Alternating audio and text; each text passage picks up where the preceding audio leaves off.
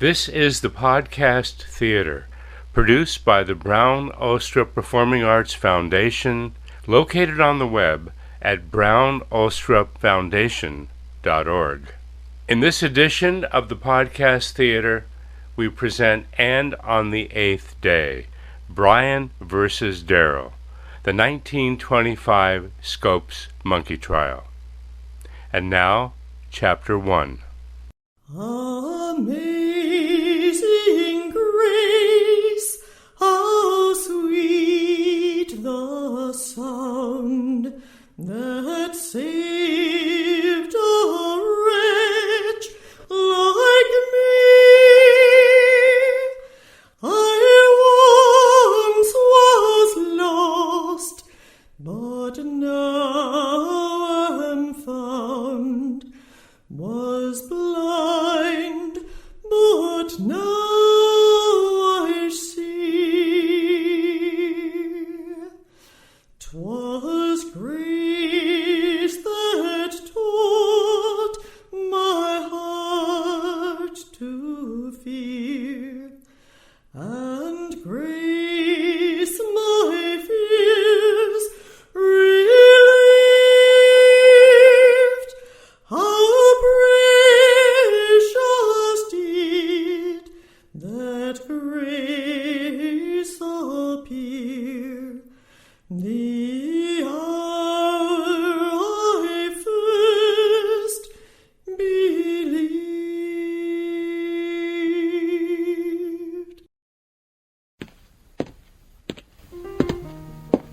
So I don't really understand why some people want to know about my father, Clarence Darrow. He was a bookish man and not the most practical. He always dedicated himself to large causes, none more so than the abolition of slavery. Seward. I am Clarence Seward Darrow. Yep. Middle name for William Henry Seward, abolitionist through and through. Now, you might find this difficult to believe, especially after hearing, in a bit, how I hardly spared the rod when I took on Mr. Bryan in the Scopes cross-examination. My father graduated from seminary school, but he could not, would not preach. I, like all the rest of my brothers and sisters, inherited my politics and my religion from my father. One thing I did not get from him is my love for baseball. I have snatched my share of joys in my long life, but never has life held for me anything quite so entrancing as baseball. And please don't get me going about the Cubs. I'll wait for that till next year bromide, as everyone always says. Nearer, my God, to thee, nearer to thee. That must be WJ and is my cue to sit down. Be across this might take a while. Praiseth me. Still all my song shall be, nearer, my God, to thee, nearer, my God, to thee, nearer to thee. In the beginning, I had 3 ambitions. Yes, sir. I had them by the time I was just a mere lad of 6, while living at the old homestead in Salem, Illinois. The first was to become a Baptist preacher, due doubtless to the fact that my father was a member of that church. My father reminded me about that after he had taken me to that church one hot August evening for an immersion during a very long evening of preaching. I remember like it were only yesterday seeing the convert going down in the pool of water to be baptized. She was standing right there in front of me when this happened. I do remember thinking long and hard about that entire evening. Then I asked my father whether I would have to go down into that pool of water in order to become a Baptist minister. Well, he said, without batting an eye, yes. After that, they could never get me to say I was going to be a Baptist preacher. WJ, and what were the other 2 ambitions? WJ, you will move your story along, won't you? I shall, Clarence, I shall. You're usually the long-winded one in the court of law. Now, where was I? Ambition. Oh, yes. My second ambition was to become a farmer and raise pumpkins. Not sure why.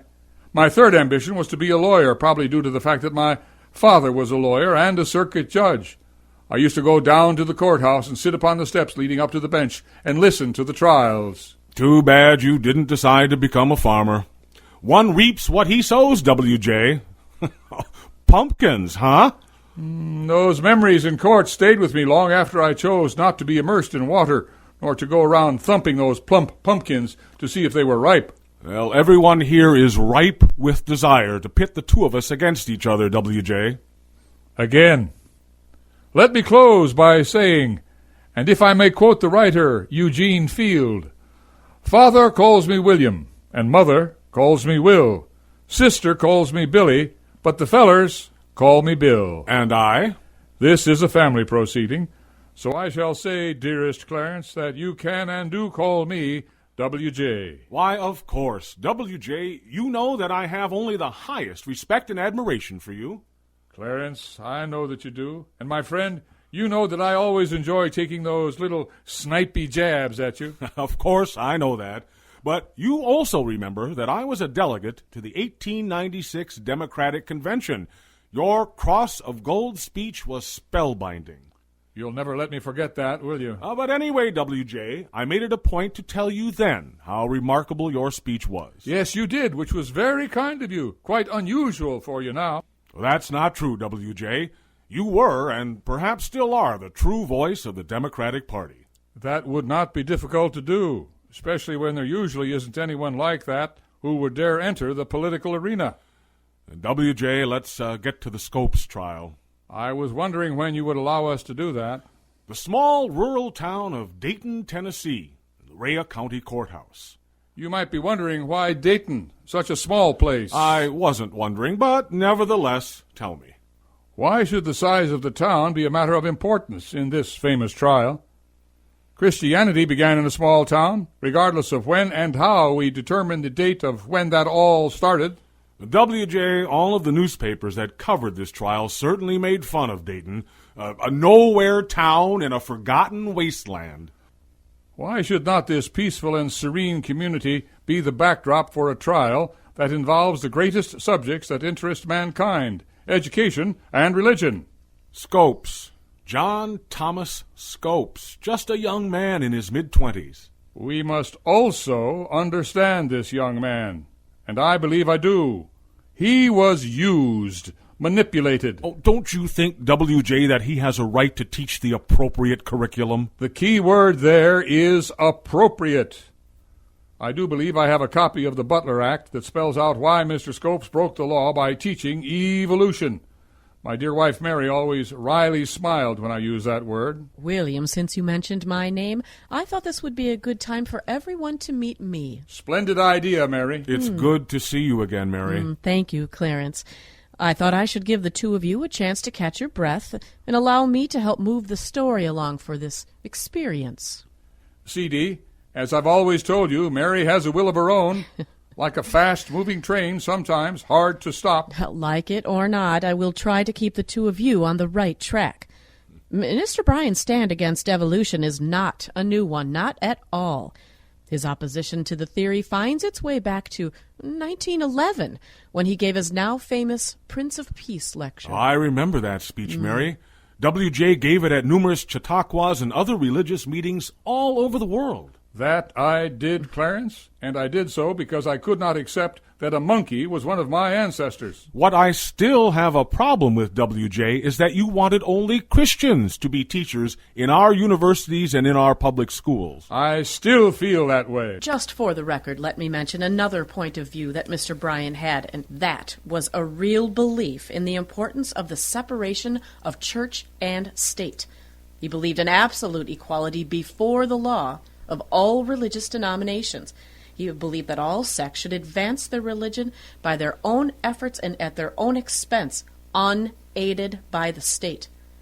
But his soul rose in righteous indignation when he found from the many letters he received from parents all over the country that state schools were being used to undermine the religious faith of their children.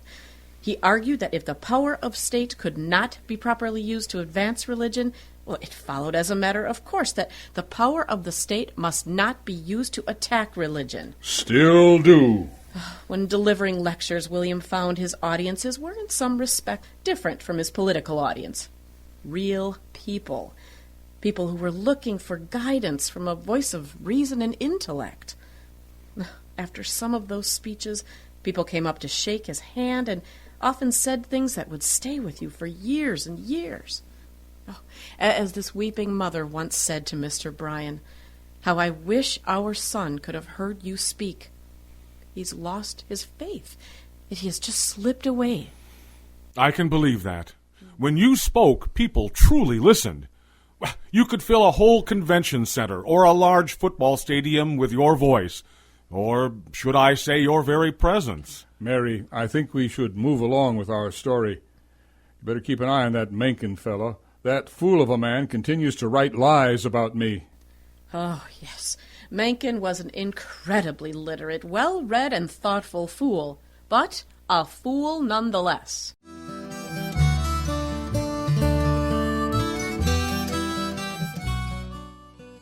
In this edition of the Podcast Theater, we present And on the 8th Day, Bryan versus Darrow, the 1925 Scopes Monkey Trial.